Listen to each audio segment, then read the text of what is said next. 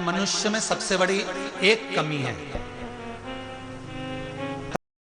अंतर्गत एक कमी सबसे बड़ी है, उसका बुरा हो रहा है, होन दो, हमको क्या करना, ये सबसे बड़ी कमी है।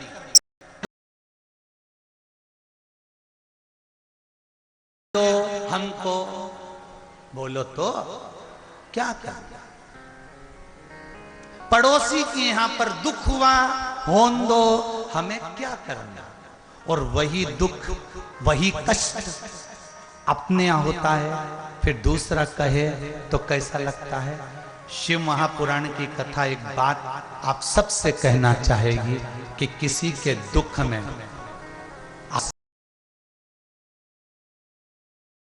साथ देना,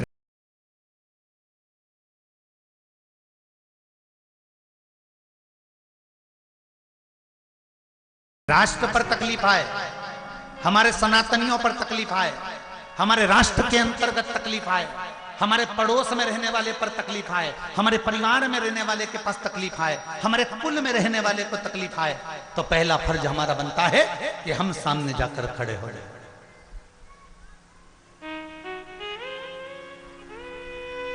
और एक बात पहले भी कही है, आज फिर इस व्यासपीठ से कहना चाहूंगा, आप स्वीकार, दान करने से पहले 50 जगह पर दान करना, दान करने से पहले यह विचार करना कि हमारे परिवार में कोई दुखी तो नहीं है। अगर परिवार में कोई दुखी है तो वो दान या उसकी पढ़ाई में लगा देना। परिवार में अगर कोई दुखी नहीं हो तो अपने पड़ोसी में देखना, किसी को किसी चीज की जरूरत तो नहीं है, कहीं बच्चे पढ़ने के लिए तो नहीं बिलख रहे, कहीं भूख से तो नहीं बिलख रहे, तो दान करने से पहले उन पड़ोसियों के बच्चों का पेट भर देना। अगर पड़ोसी भी सुखी हो तो मोहल्ले में देखना कि मोहल्ले में कोई दुखी तो नहीं है, किसी को कोई कष्ट तो नहीं है। फिर मोहल्ले में अगर कोई दुखी है तो उसकी विद्या का खर्चा उठाना, उसकी बीमारी का खर्चा उठा लेना, या उसको अच्छा पेट भर के भोजन करा देना। वो भी सुखी हो तो अपनी कॉलोनी में देखिए, कॉलोनी में सुखी हैं तो अपने गांव में देखिए, गांव में सुखी हो तो अपने प्रदेश में देखिए, और प्रदेश में सुखी हो तो फिर भारत में देखिए। दान करने से पहले अपने पड़ोसी को जरूर देखना कि इसको तो दुख नहीं है, इसको तो कष्ट नहीं है, मेरा सगा भाई, मेरे काका, मेरी बुआ, मेरे नाना। और ये केवल मैं एक व्यक्ति के लिए नहीं कह रहा हूं, मैं हर व्यक्ति के लिए कह रहा हूं कि पहले अपने परिवार वालों को देखो, इनका दुख। अगर बच्चे पढ़ना चाहते हैं तो पढ़ाओ, बेटियां पढ़ना चाहती हैं उनको पढ़ाओ, अगर कहीं बीमारी में पैसा लग रहा है तो लगाओ। बात तुम्हारी मर्जी पड़े, कहीं दान, कहीं पुण्य, कहीं सत्कर्म करना। ये साहू परिवार कथा करवा रहा है, साहू परिवार कथा करवा रहा है। साहू जी बैठे हुए में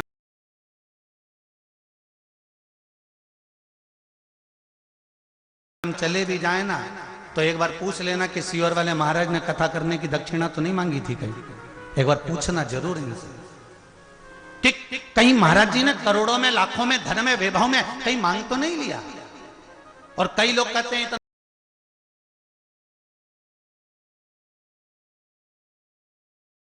दूसरा कोई नहीं, वो तो शंकर आपके हृदय में बैठता है। कहीं आपके बच्चों का जॉब लग जाता है, कहीं बीमारी में पैसा लग रहा हो तो बच जाता है, कहीं बच्चा रोग नहीं रहता तो आपका मन कर जाता है कि मैं थोड़ा सा दान कर दूं। वो दान आपका कुबेरेश्वर महादेव में लगता है, तब कुबेरेश्वर महादेव का मंदिर का निर्माण हो रहा है। यहां किसी को नोच कर या खींच कर धन की व्यवस्था नहीं चाहिए। आप तो अपने पास में देखो, अपने परिवार में देखो, अपने कुल में देखो, जिसको जरूरत हो लगा। कौन सा सीवर वाला महाराज छाती पे बांध के ले जाएगा? जैसे आप जाओगे वैसे ही इस शरीर को जाना है। वही राम नाम सत्य है।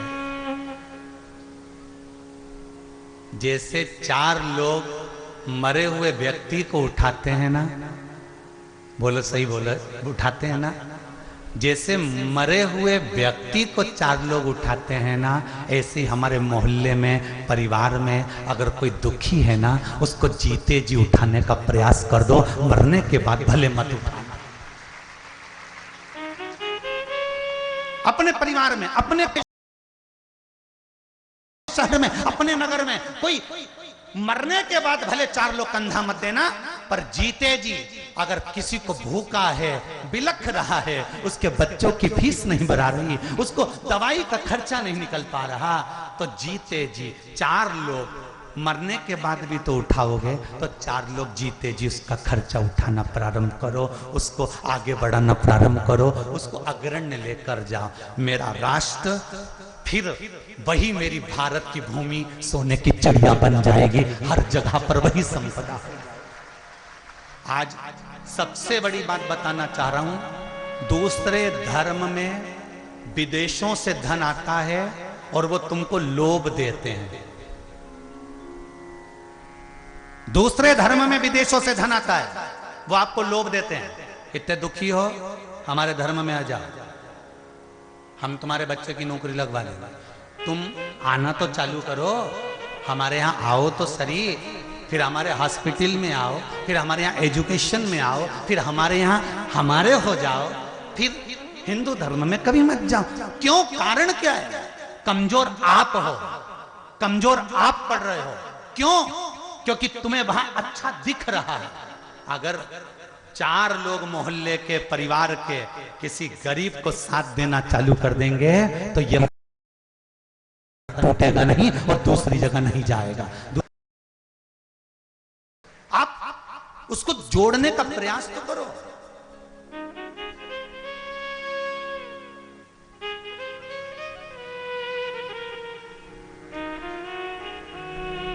आज एक खुशी हुई सुनकर, प्रसन्नता बहुत हुई कि राजनांदगांव की पुलिस प्रशासन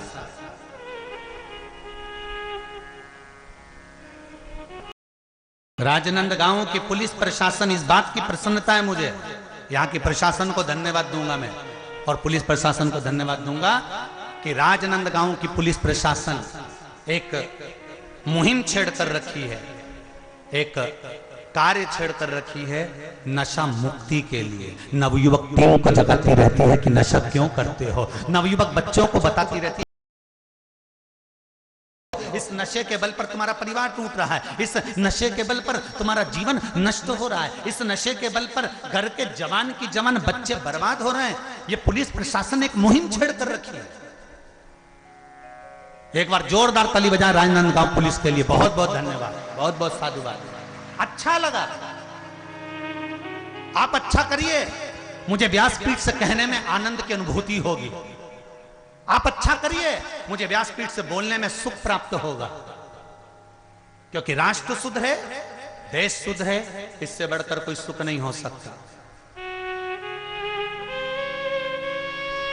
मेरे शंकर ने विष काय को पिया था जी? क्यों पिया?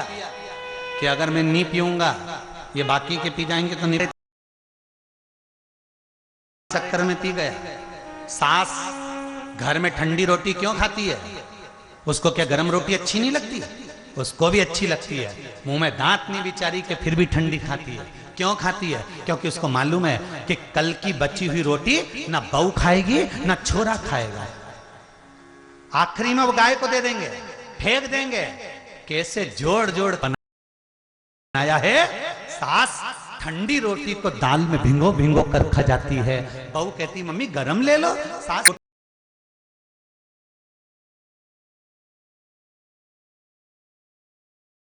फेंक दी जाएगी और फेंकेंगे ही खा जाती है। आप बर्बाद ना हो जाओ, आप कष्ट में ना हो जाओ, आपको दुख ना आ जाए, इसलिए मेरे शंकर ने विष पिया है, मेरे शिव ने जहर पी लिया।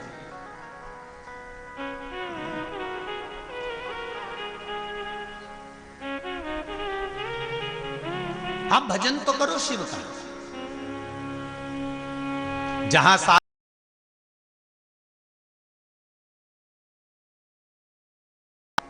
बोलो जरा दम के, देव अधिदेव महा देव।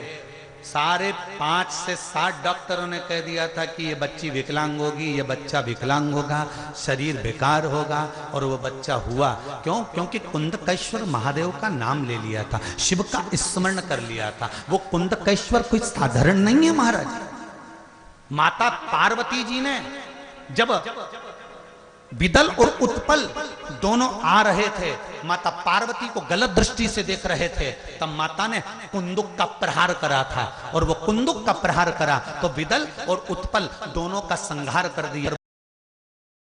वो कुंदुक गिर गया, जिसके कारण शिवजी का नाम कुंदकेश्वर। भगवान शंकर ने माता पार्वती से कहा था, पार्वती जब मनुष्य रोग से ग्रसित होगा, यह मानव का शरीर जब रोगों से घिर जाएगा,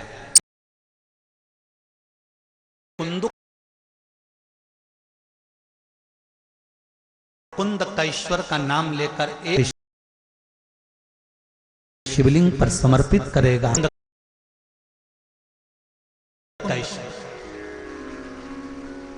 ये कुंदकेश्वर है, कोई साधारण नहीं है। भगवान शंकर का एक एक नाम का स्मरण करिए, भगवान शिव के एक एक नाम का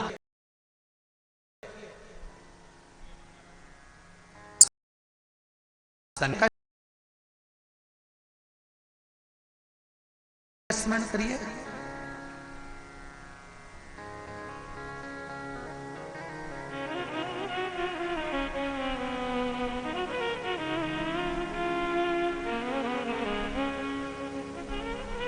रायपुर कौन कौन गया? अरे हाथ तो उठाओ। गए हो? ठीक है। रायपुर के पास में चंपारण है, कौन कौन गया? गए हो? मत त्रिवेणी संगम भी है पास में, राजी।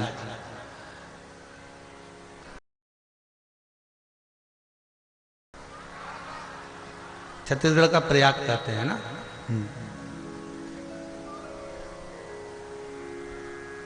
चंपारण में चंपेश्वर महादेव दर्शन किस किसने करे? जरा हाथ उठाओ। कने सभी ने?